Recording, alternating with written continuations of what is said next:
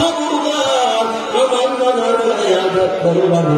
যত আঘাত আমাদের গায়ে করো, নানার গায়ে যদি আঘাত করো, এই কথা যদি আমার মা জানে, আমার মা সহ্য করতে পারবে না। কারণ এই মদিনায় আমার মায়ের, আমার নানা ছাড়া আপন কেউ নেই। আমার নানাকে আঘাত করবা না, আমাদেরকে মারো, এভাবে সবাই কান্না ভেঙে পড়বো, সকলের চোখে পানি। কেউ বলে আমাকে আঘাত করো, কেউ বলে আমাকে আঘাত করো। নবী সবাইকে সরায় দিলেন, ও সাহাবায়েরা, ও হাসান হুসাইন চলে যাও। কারণ হাসরের ময়দানে যদি জবাব দিতে করায় দাঁড়াতে হয়, আমি ছাড়া কেউ জবাব দিবে না। হাসান চলে যাও, চলে যাও। এবার নবী সবাইকে সরায় দিলেন।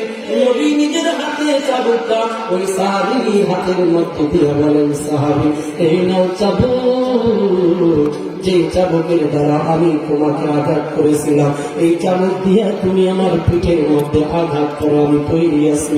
এই কথাটা বলার পর সমস্ত সাহাবায়ে কেরামের কান্না যেন হাসরের ময়দানে কায়েম হয়ে গেল। সাহাবী চাবুকটা নিয়ে পিছনে চলে গেল। পিছনে যাইয়া ডাক দিয়া বলে, আমাকে আঘাত করছেন, আমার পিঠে কোনো কাপড় ছিল না গো নবী, আপনার পিঠে কাপড় দেখা যায়, কাপড়টার সরায়া দেয়।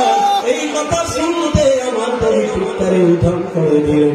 ওই সাহাবী হাত থেকে চাবুকটা ফেলাইয়া আল্লাহর নবীর দুই সিনার মাঝখানে মহলে নবুওয়াতের সিন মোহরের মধ্যে ঠোঁট দুইটা লাগাইল, একটা চুম্বন দিয়া নবীর পায়ের মধ্যে জড়ায়া ধইরা কান্না করে আর বলে, ও পয়গম্বর, কেমনে বুঝলেন আমি আপনার গায়ে আঘাত করব নবী?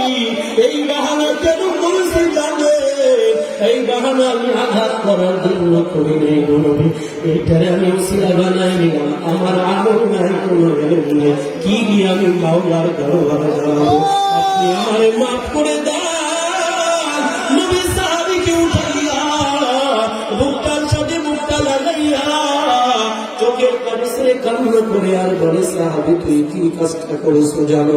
তুই আমার নবুওয়াতে চুম্বন দিয়েছো না, যেন আল্লাহর জাহান্নাম তোর জন্য হারাম করে নিয়েছো। সুবহানাল্লাহ।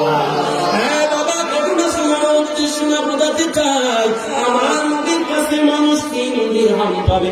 নবী মাত্র 3 দিরহামের ঋণ ছিলেন, ওই ঋণ নিয়ে নবী কবরে যাওয়ার সাহস করে নেই রে বাবা। আজ তোমার কাছে আমার কাছে মানুষ লক্ষ লক্ষ টাকা পাবে। কেমন করে, কোন বেহুষ্টি ভাবে তুমি কবরে রওনা করেছো? আল্লাহর কসম, আল্লাহ তোমাকে মাফ করবে না রে বাবা। এখনো সময় আছে যুবক। নবী নিজের অজন্তে আঘাত করেছে, এই ঋণ নিয়ে নবী কবরে যাওয়ার সাহস করে নেই। তুমি আজ ক্ষমতার জোরে, গায়ের জোরে মানুষের গায়ে আঘাত করো, কত রিক্সা চালকের গায়ে আঘাত করো যুবক।